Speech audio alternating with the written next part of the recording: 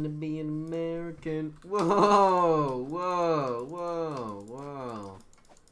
Whoa, whoa, whoa, whoa.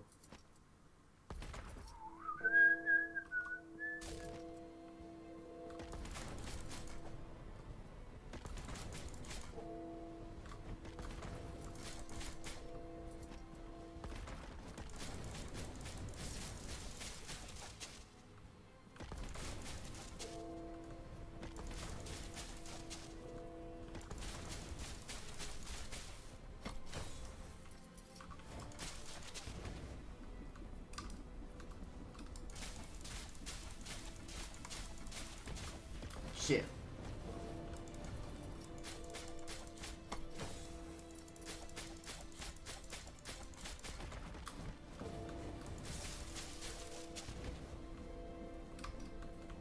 Motherfucker.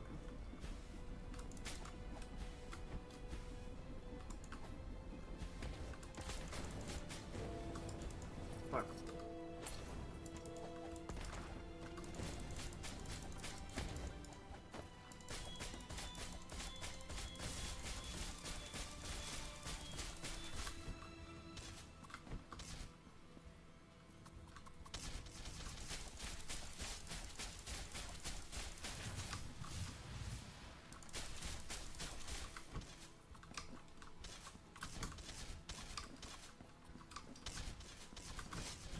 Ah, you prick.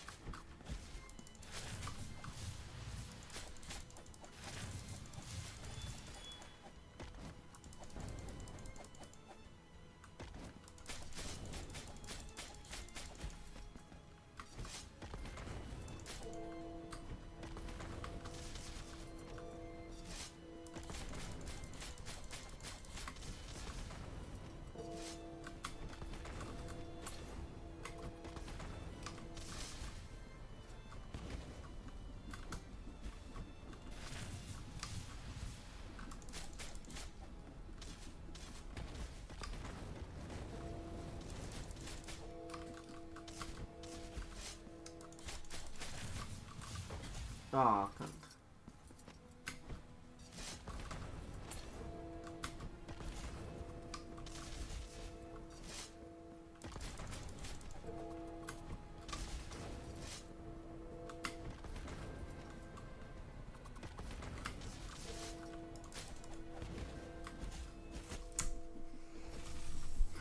There's too much fucking AoE from this cunt, dude.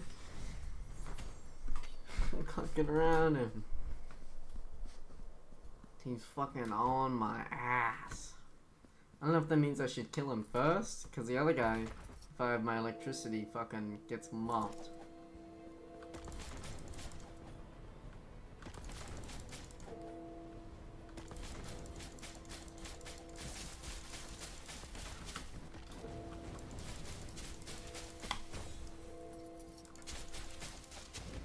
Both can get mobbed, actually. Oh, come on. Is it really that precise?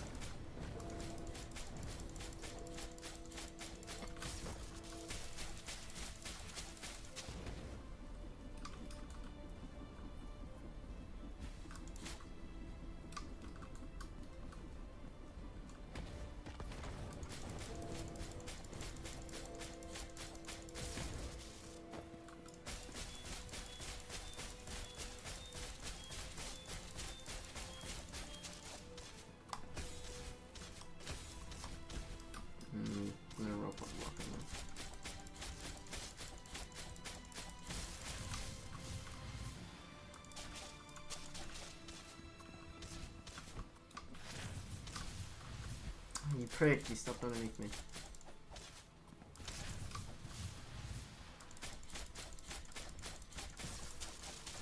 What? Aw, so his attack still goes off. Really?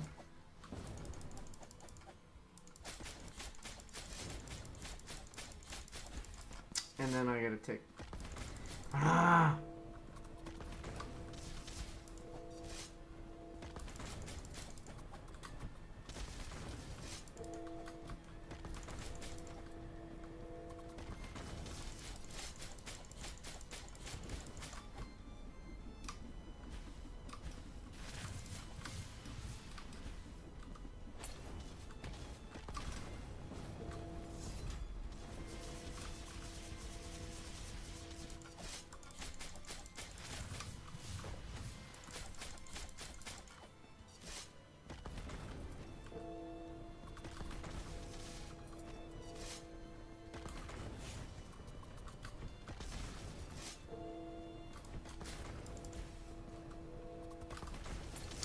off, dude.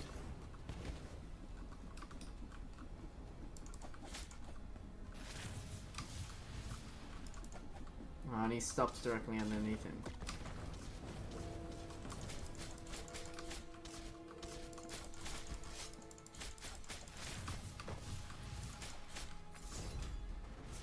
Aw, fuck off, guys, really?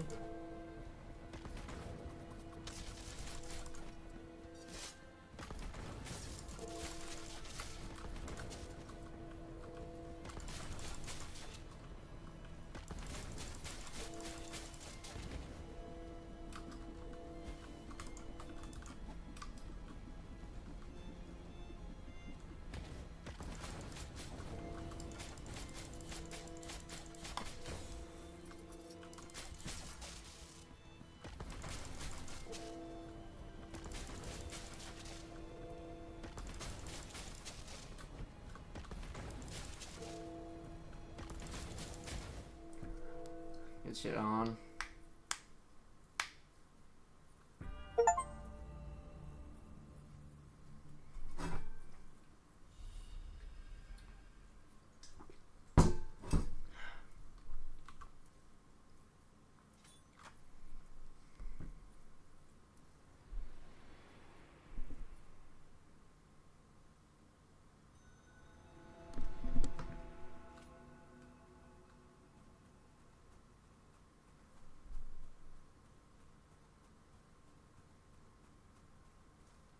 Be witness to this vigil before my final journey.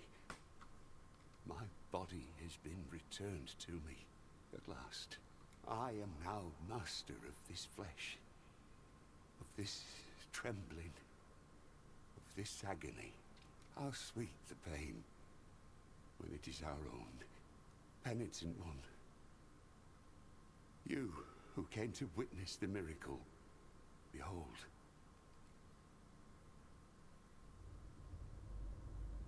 But the miracle, who bestows and wrests away its grace with inscrutable agency, saw its will tarnished in its prolonged absence. Erring in its newly created work, it conferred on that child as much its own as that of another. The blessing of deformity. That's his mom in the spread background. throughout our land, like a contagion.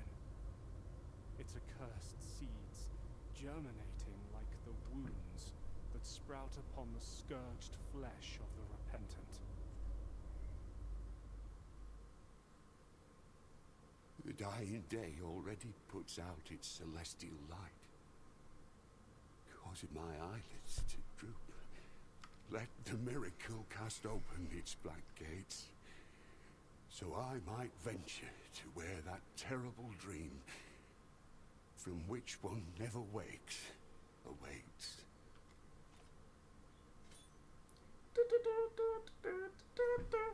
I'm gonna put some chicken strips on because I'm fucking hungry. I wanna be American.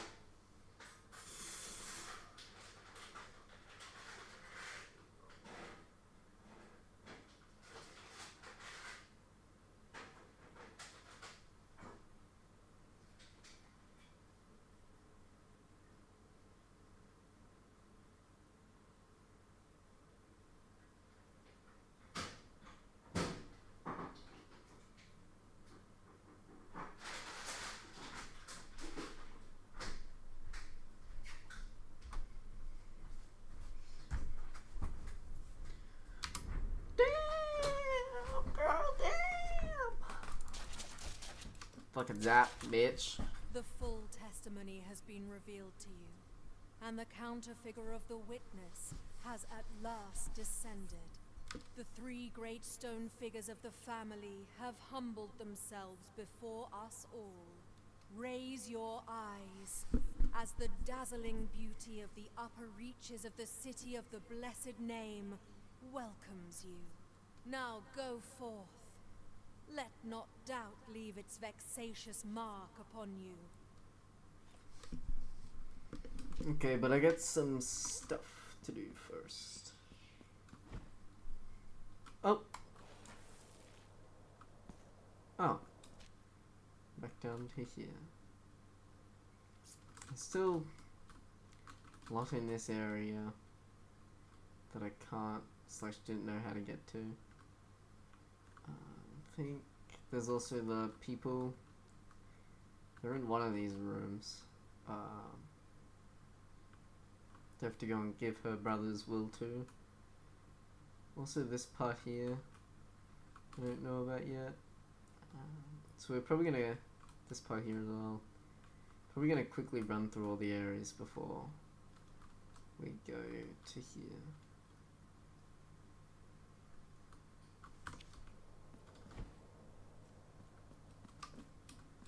First though, we will go across up to the top here.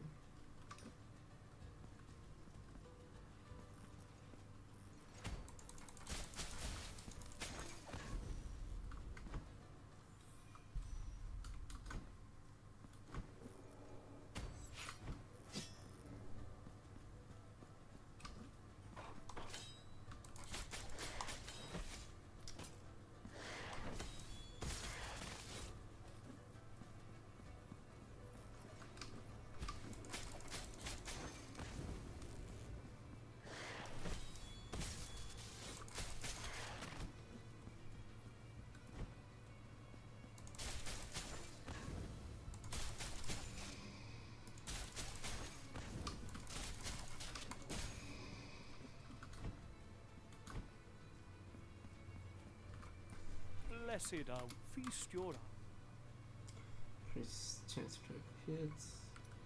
Increase resistance 5 damage. We have no raid. May as well just buy everything now. I'll try and like kill all the enemies while I'm going, so I can keep getting more money and buy more shit. So I've been kind of running past a lot of enemies.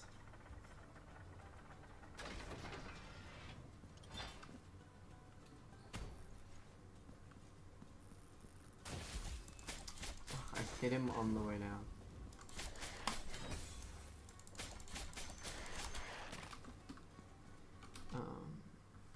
Do that.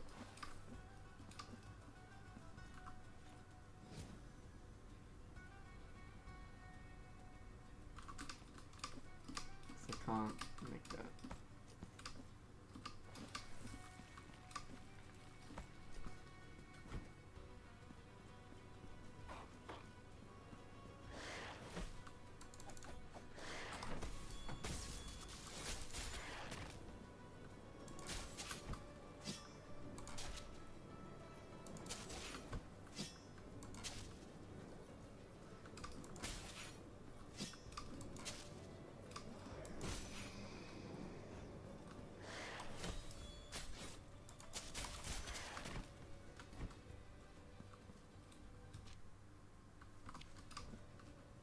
So I made it to the top of this, didn't I?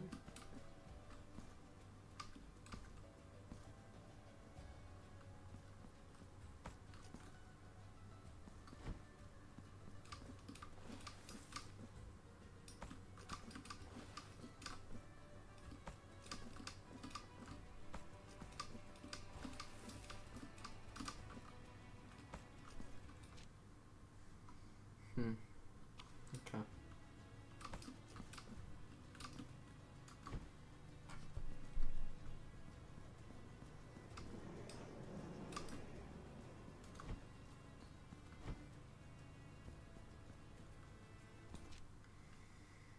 I don't think there's much else in this area.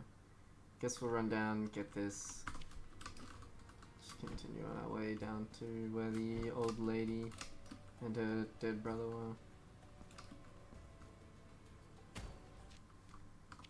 Keep going down.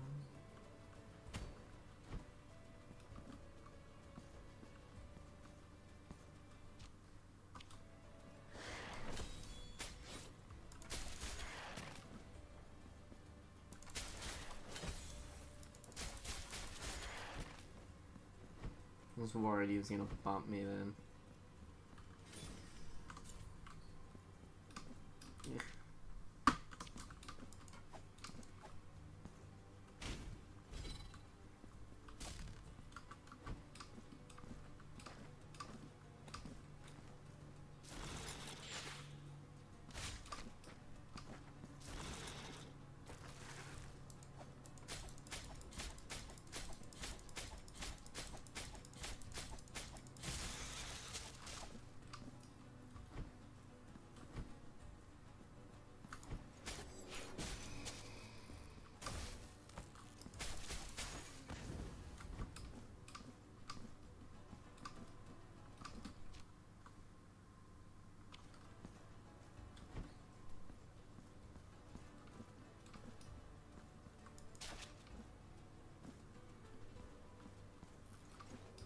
Must be a hidden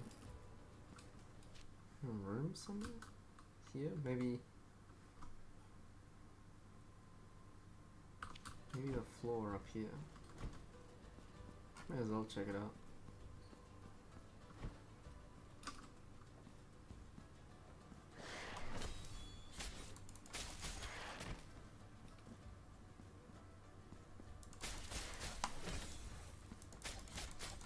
Ah, he still damaged me, the cunt.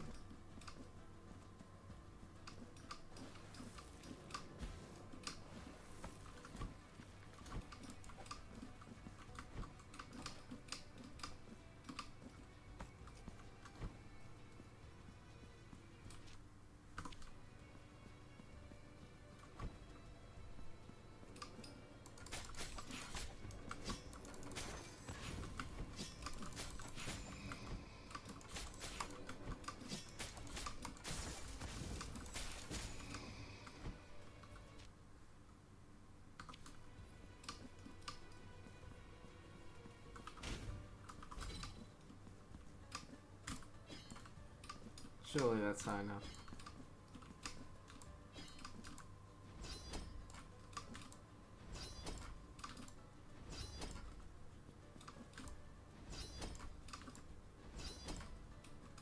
It's like right above where I was.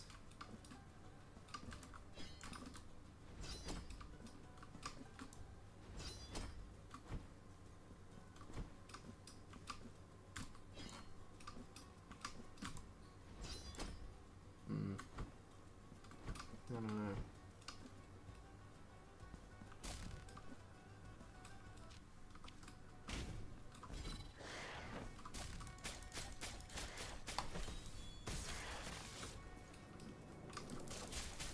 My lightning's cool.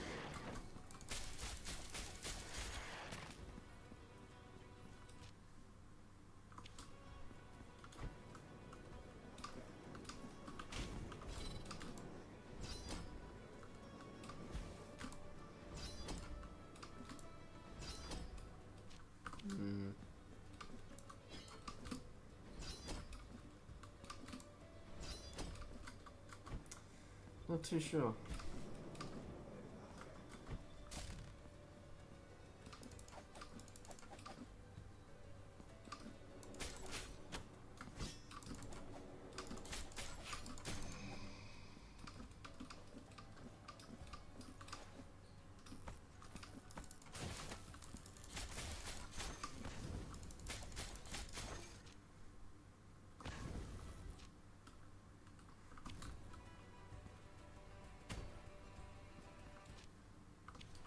I guess that's that.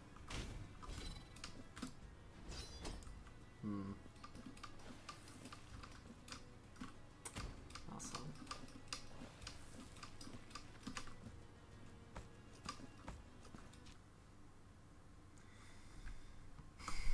I'm not too sure then.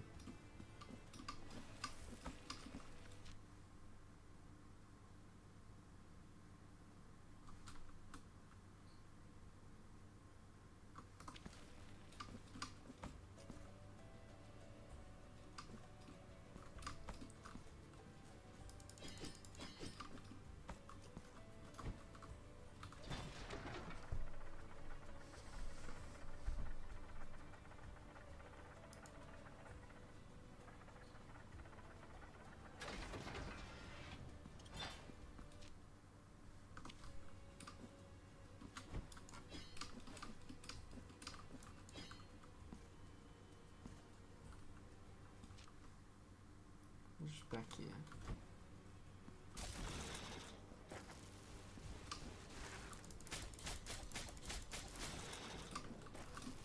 Fuck, I missed some of the shit out of that.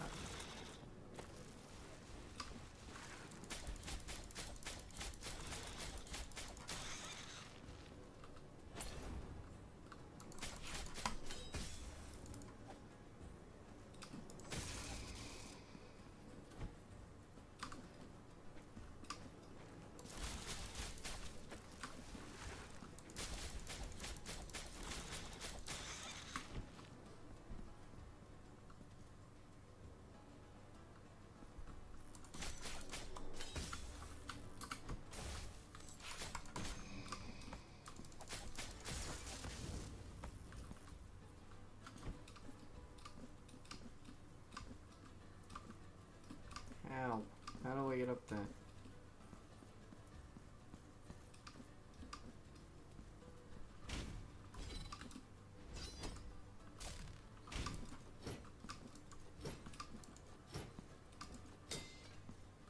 Oh?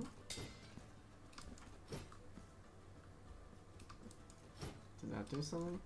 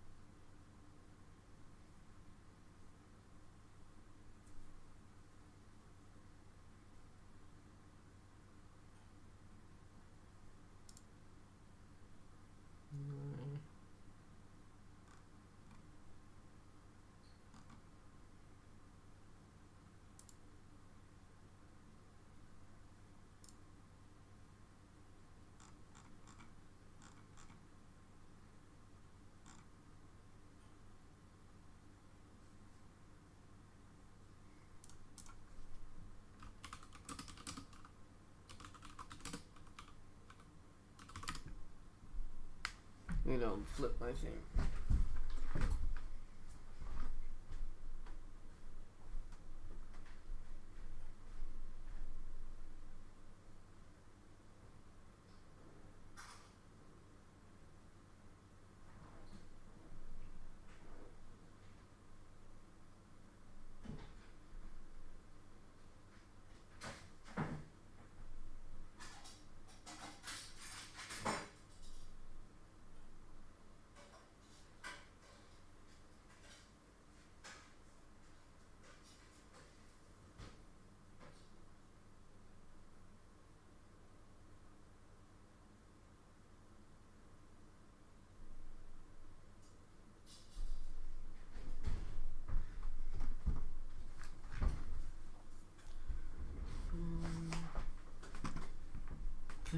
Half an hour.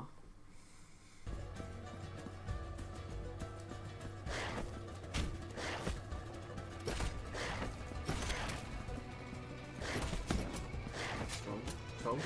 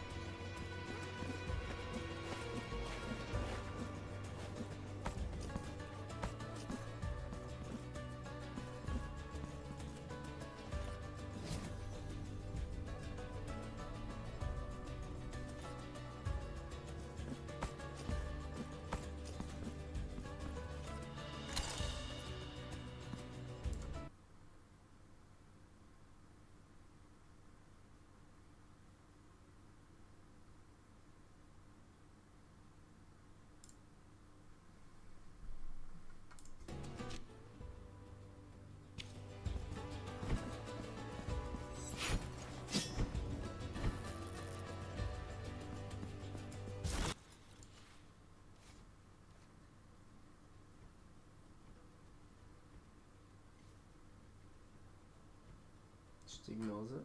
Okay.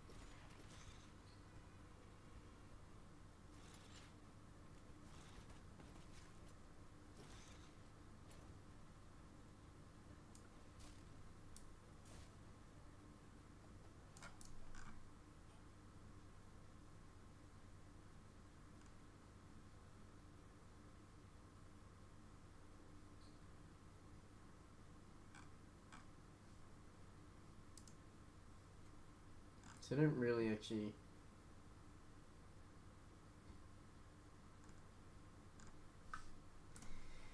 I guess we'll just have to try and come back later.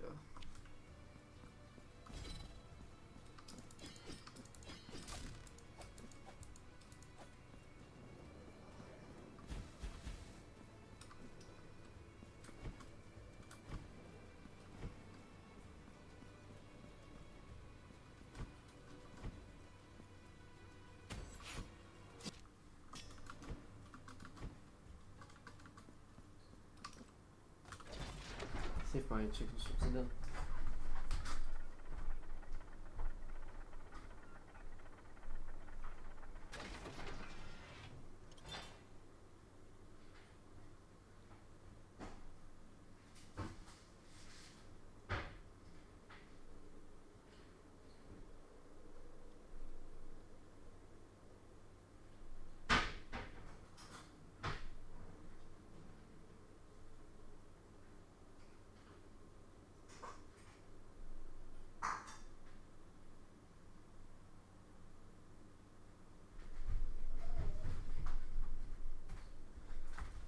Like 2 minutes away.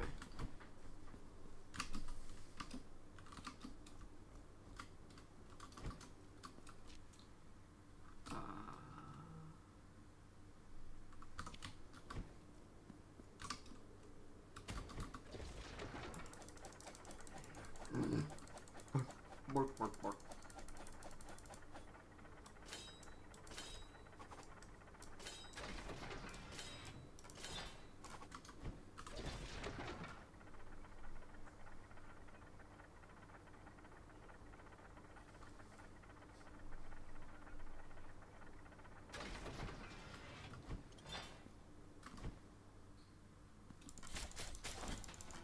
Oh, you fucking cunt.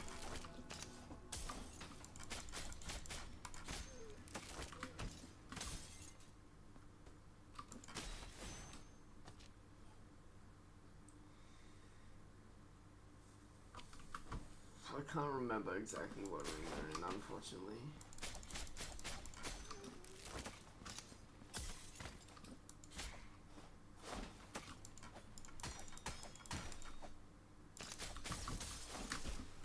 Can't.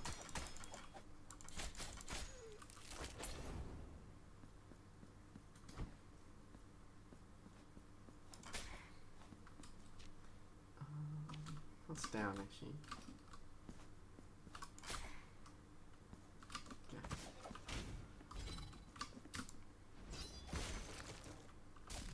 Fucking mopped up that little cunt.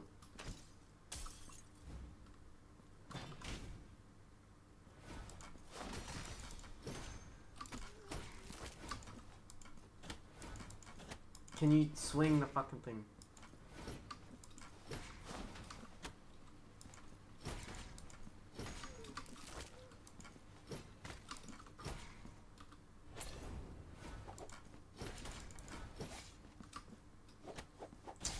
He's fucking spinning midair, cunt. Fuck off, just die.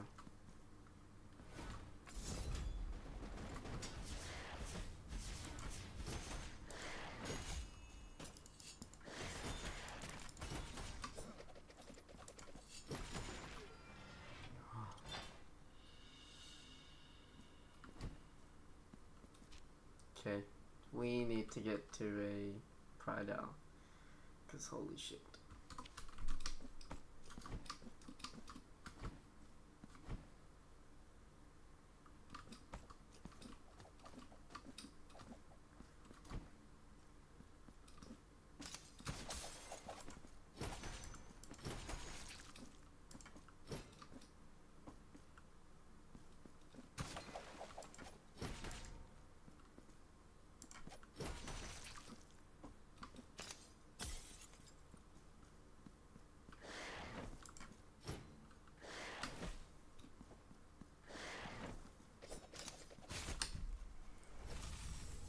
I couldn't slide because otherwise I'd slide into him.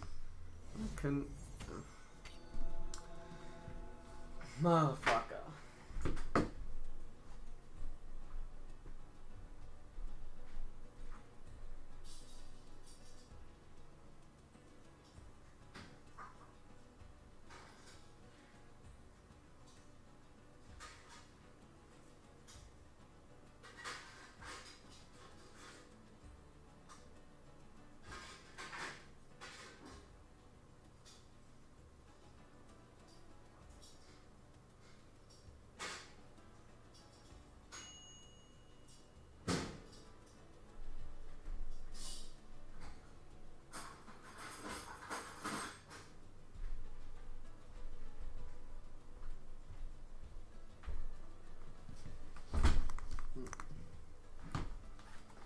Okay, YouTube time. If I can find my mouse. Oh, yeah.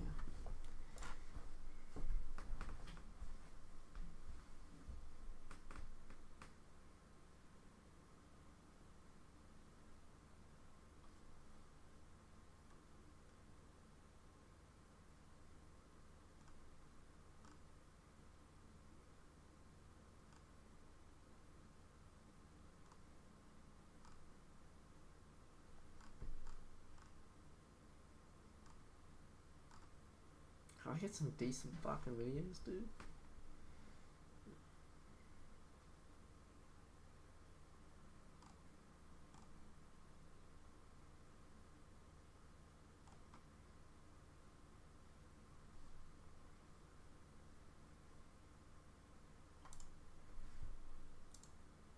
Yeah, fucking rewatch something from my random playlist, cause holy shit.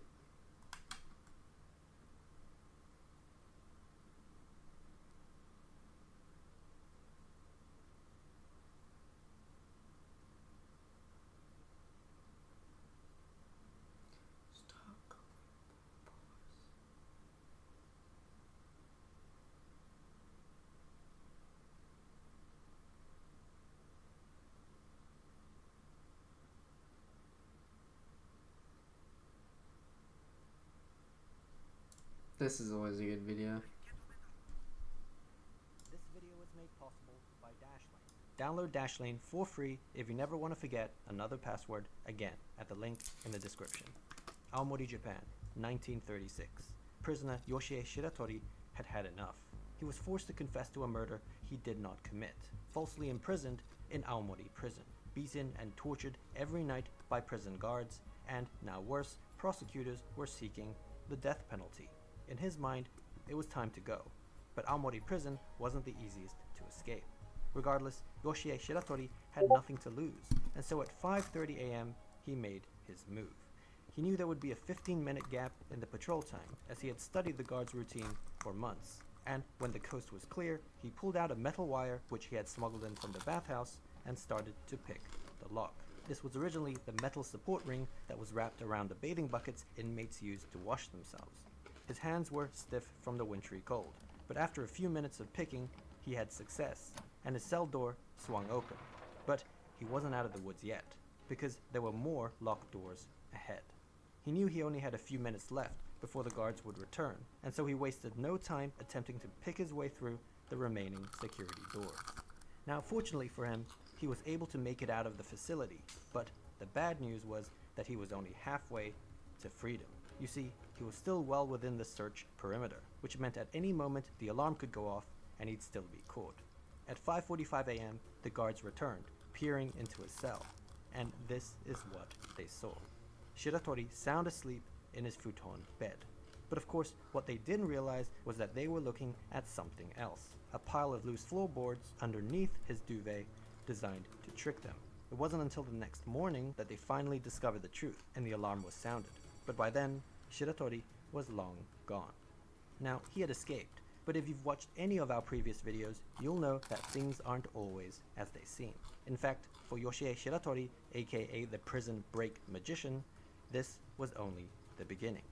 3 days later, he was caught trying to steal supplies from a hospital, and just like that, he was back in the slammer.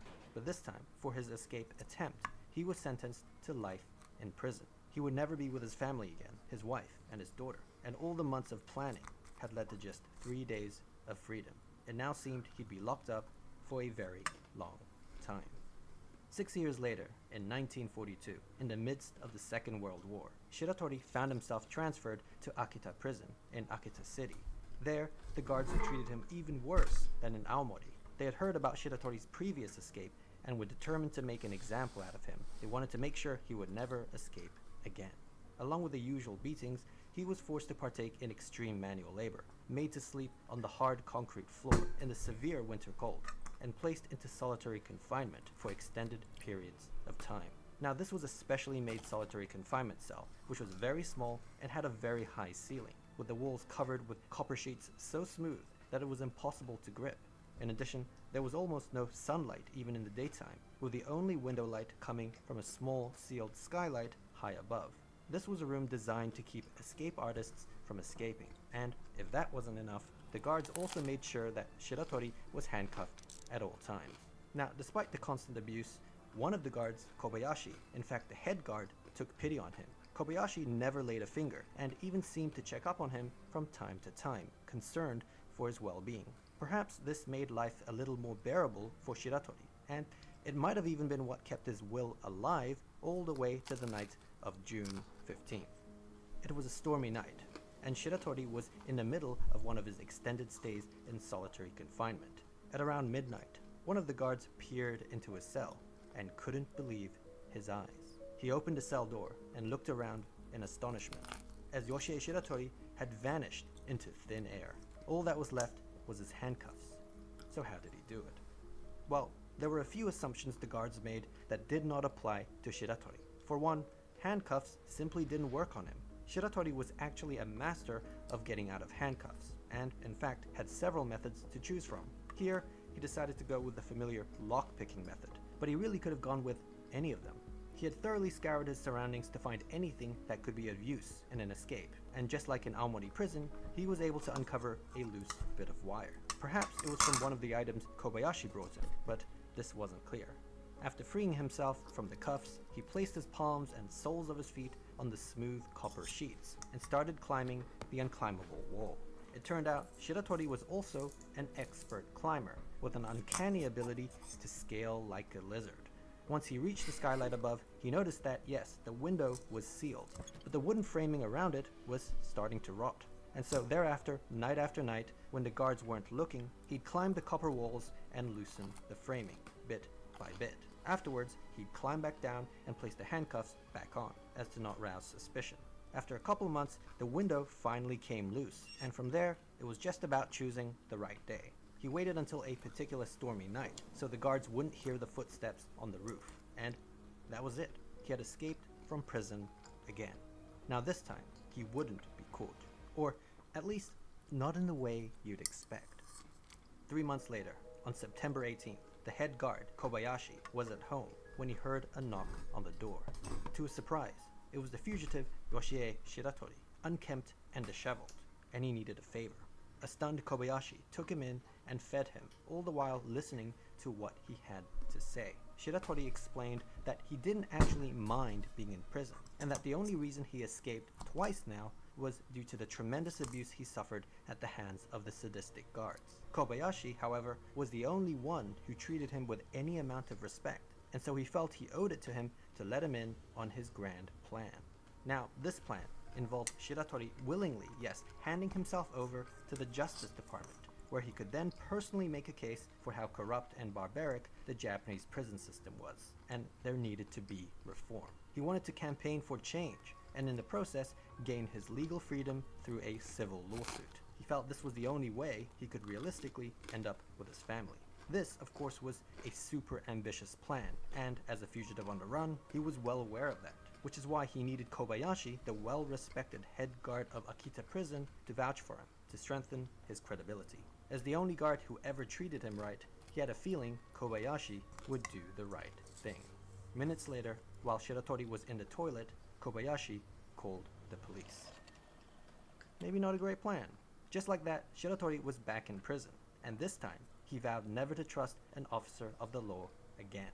For the second escape, the courthouse added 3 more years to his life sentence. Now, Shiratori requested to be sent to a Tokyo prison, where the weather was warmer, as he couldn't stand the cold in the northern prisons. His previous stints had weakened him severely, but he was denied his request. Instead, the judge sentenced him to the infamous Abashiri prison in Hokkaido, the northernmost prison in Japan.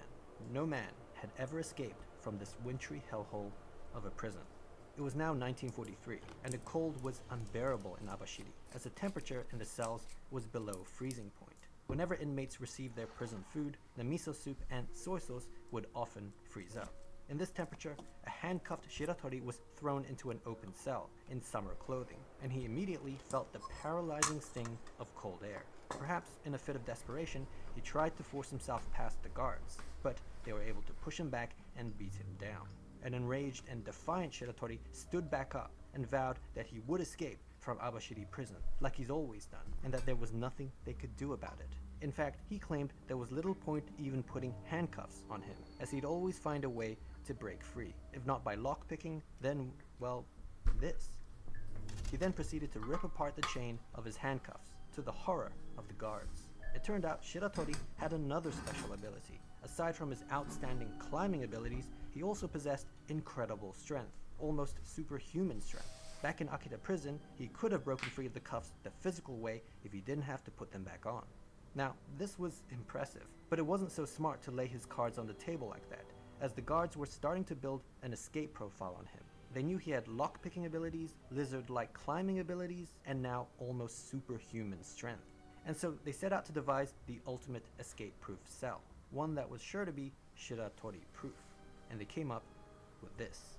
The new cell had steel fixtures with a low chance of rot. Any openings, even the bars removed, were made smaller than his body, meaning there was no way he could physically fit through. He had specially made solid iron handcuffs that tied his hands behind his back, and leg cuffs that made him barely able to stand. These cuffs weighed 20 kgs each and had no keyhole, which meant they could not be lockpicked. And the only way they could be removed was by 2 metalwork specialists who would come once every few weeks to remove them in an arduous 2-hour process. It was at this point, and only this point, that he could even take a bath. And he certainly needed one, as weeks of being shackled up with no movement meant his cuff wounds were infested with maggots. On top of that, and as cold as it had already been, it wasn't even peak winter yet. Any strength he would have left would surely be nullified by the upcoming freeze. Though just in case, they still made sure to cut his already meager food portions in half. And so that was it. Even for Shiratori, this was too much. As winter came, he succumbed to his fate. Every day, the guards would slide his meal through the opening, and he'd be forced to grovel like a dog. His hand and leg cuffs made every action awkward and uncomfortable, with even sleeping being a pain. There was no doubt life in Abashiri prison was absolute torture. Now fast forward. Shiratori was somehow able to survive through the winter, and spring was coming. This meant he was starting to get his strength back. But still, what could he really do? He was literally in a bind. Months passed and, well, nothing seemed to happen. Then one night, in August, a guard in his office was doing some paperwork when he heard some shuffling on the roof. He wasn't sure what it was, but he decided to check on the prisoners. As he looked inside Shiratori's inescapable cell, he was stunned. The futon bed and prison garments were neatly folded up. The specially made 20 kg handcuffs and leg cuffs that would have required 2 specialists 2 hours to remove was placed on the side, and Shiratori was nowhere to be seen. He had finally fulfilled his promise to the guards. The alarm immediately sounded, but despite the work of the search party, it seemed he had truly disappeared. But how on earth did this happen? How did he escape from the fortress that was Abashiri prison? Well, preparation had started 6 months earlier. At the time, he didn't have the strength or stamina to mount any sort of escape, not to mention the restraints he was in. But one thing he did have was time and patience. Every day, the guards would slide his meal through, and while he struggled to eat his food off the floor, he always made sure to save a little bit of the miso soup in the corner. You see, every night, he would hobble awkwardly to the inspection window and splash a little of it on the steel frame. He would also dab some on his handcuffs and leg cuffs. Now, his intention was for the salt content of the miso soup to oxidize the screws and bolts, eventually corroding and loosening it. After a month, this technique of rusting through the iron actually worked, and the first screw came out. The next few months saw screws and bolts coming loose, assisted by the use of the first screw as a sort of screwdriver. By the end of spring, he was able to fully remove his handcuffs and leg cuffs, as well as the steel frame of the inspection window. But there was a problem. The size of the opening was smaller than his body, which meant he couldn't fit through, a contingency thought out by the guards. What they didn't account for, though, was Shiratori's 4th ability, which involved being able to dislocate his joints at will. With this, he was now able to slide through the opening like a caterpillar, this repertoire of skills thus surely making him an honorary member of the X-Men. With that, he climbed through a broken window in the roof and vanished. Impressively, Shiratori had now escaped from 3 prisons, as well as being the only man to ever escape Abashiri prison. Now, good on him for escaping, but this was northern Hokkaido, and the only direction he could have gone to was the cold, snowy mountains. Actually, the prison guards felt that they had the last laugh, because if the cold didn't get him, the mountain bears certainly would. Despite this likelihood, there was one person who stayed hopeful, and that was Shiratori's wife. But she was still worried, because even if he was alive, she knew he wouldn't be able to make it back to his family, as the authorities would be constantly on his tail. Which is why she was desperately and secretly hoping that Japan would lose the war, as that would enable the US to take over the country, meaning everyone would likely forget about her husband. Of course, she kept this to herself, but then a year later, in August 1945, she got her wish.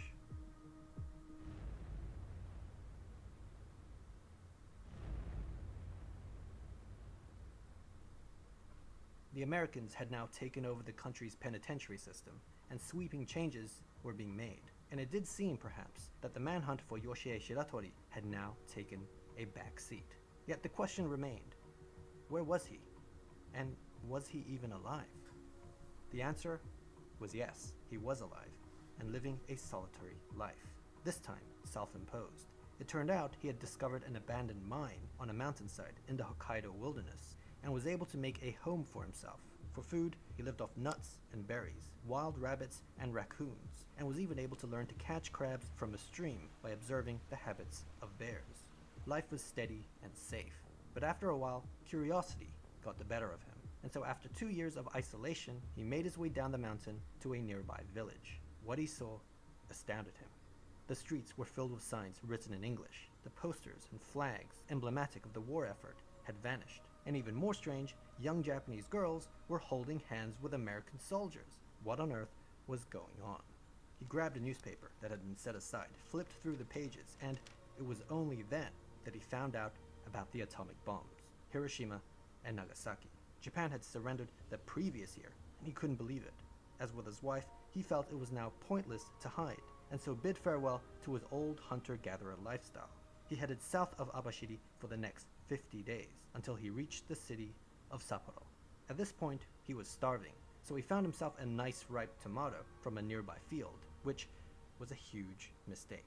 A farmer had spotted him, and mistook him for a well-known local thief, which led to a scuffle, resulting in the farmer's abdomen being pierced by a blade. Sadly, he bled out and died, but not before Shiratori was arrested for the crime. It wasn't long until police found out that they in fact had the infamous Yoshie Shiratori in their custody. For his multiple escapes and having now murdered the farmer, despite his claims of self-defense, he was sentenced to death by the district court of Sapporo. And in 1947, he was sent to Sapporo prison to await execution. Now, to ensure he wouldn't escape this time while on death row, he was placed under 24-hour surveillance, with 6 armed guards personally assigned to his watch. As for the cell itself, it was upgraded further from the one in Abashiri prison, with reinforced doors, ceilings, bars, windows. In fact, any openings were made smaller than the size of his head, not just his body, learning from the Abashiri escape, as while he may be able to dislocate his joints, he certainly can't dislocate his skull. As long as his head can't fit, they were good. The 6 guards were so confident, in fact, that they didn't even bother cuffing him. Now, Shiratori was getting old, and the odds of escaping by this point were looking slim. As his execution loomed near, there was little he could really do, and the guards knew that. They could see the desperation on his face, looking up, searching for an escape plan that they knew would never come. Though, still, just in case, they made sure to search his room every night while he was taking a bath in the bathhouse, inspecting the ceiling, skylight, and any other openings. A month passed, and winter was now coming, weakening him further, and the realization was starting to dawn on him. He grew increasingly despondent, staying in bed, refusing to wake up, despite the orders of the guards. This went on for a while, until one morning, the guards had enough and entered the cell to discipline him. They flipped over the duvet, and he was gone. This was not possible. How did he do it this time?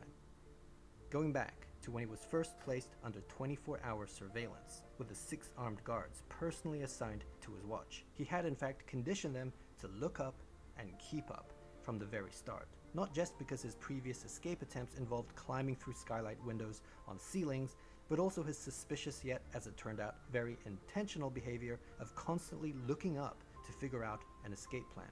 Little did they know, it was all an act, and that he already had one, but it would be taking place precisely where they weren't looking. You see, it turned out the authorities were so concerned with him escaping through a window or skylight that they neglected to reinforce the bottom. This ironically ended up being his easiest and simplest escape, because all he had to do was remove the bolted floorboards, which wasn't easy, but he had experience, and using random cutlery and a miso soup bowl, dig his way to freedom. This took over a month, and he was able to hide his activities due to A, the guards not suspecting this approach, and B, the floorboard panels being put back in place every night after digging. The 6 guards thought they were keeping a good eye on him even at night, but with the hole consistently positioned underneath the futon and duvet, and it increasingly becoming the norm to refuse the orders of the guards to wake up, nothing seemed out of the ordinary. Placing a pile of loose floorboards underneath the duvet to trick them was also a callback to his first prison escape in Aomori. So he had now escaped from prison 4 times, and by this point, the story is starting to get ridiculous. But this perpetual cycle of capture and escape was about to end, because a year later, in 1948, Shiratori was exhausted. He was in his 40s now, and this was a young man's game. One day, in the Kotoni neighborhood, still in Sapporo, as he stopped to rest, a policeman just happened to sit by his side for a smoke. He didn't know who Shiratori was, but he struck up a conversation with him. Shiratori, of course, was wary of his presence and tried to play it cool, all the while attempting to figure out a way to remove himself from the situation without being suspicious. Suddenly, the policeman did something unexpected, at least to him. He pulled out another cigarette and offered it to him.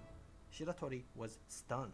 You see, cigarettes were expensive luxury items in Japan at the time, and the fact that someone offered it to him just out of the kindness of his heart brought tears to his eyes. Not to mention all his life he had been abused and mistreated by officers of the law, with even the head guard Kobayashi turning his back on him. And here was an instance of an officer treating him kindly, with respect, and with no prejudgment. As he smoked the cigarette, Shiratori couldn't help but tell the officer his full name, Yoshie Shiratori, and that he had escaped from Sapporo prison last year. In fact, he had escaped from prison 4 times in his life. It was strangely a relief to get it all off his chest, and he was even ready for the consequences. After the Kobayashi incident, he had vowed never to trust another officer of the law again. But the simple act of receiving a cigarette from a stranger broke him. Of course, he was arrested again, but this time, things were different.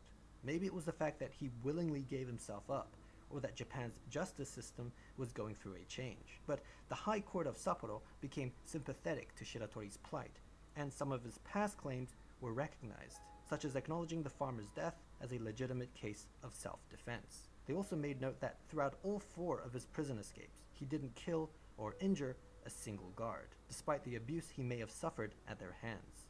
At the end of the deliberation, the High Court dismissed the murder charge, revoking his death sentence, and instead sentenced him to just 20 years in prison. Further, they approved his request to be transferred to a Tokyo prison, where the weather was warmer. He was getting what he wanted. In Tokyo, he was sent to Fuchu prison, where, for the first time, the guards actually treated him well. It was a weird feeling. There were all these precautions. Okay, yap.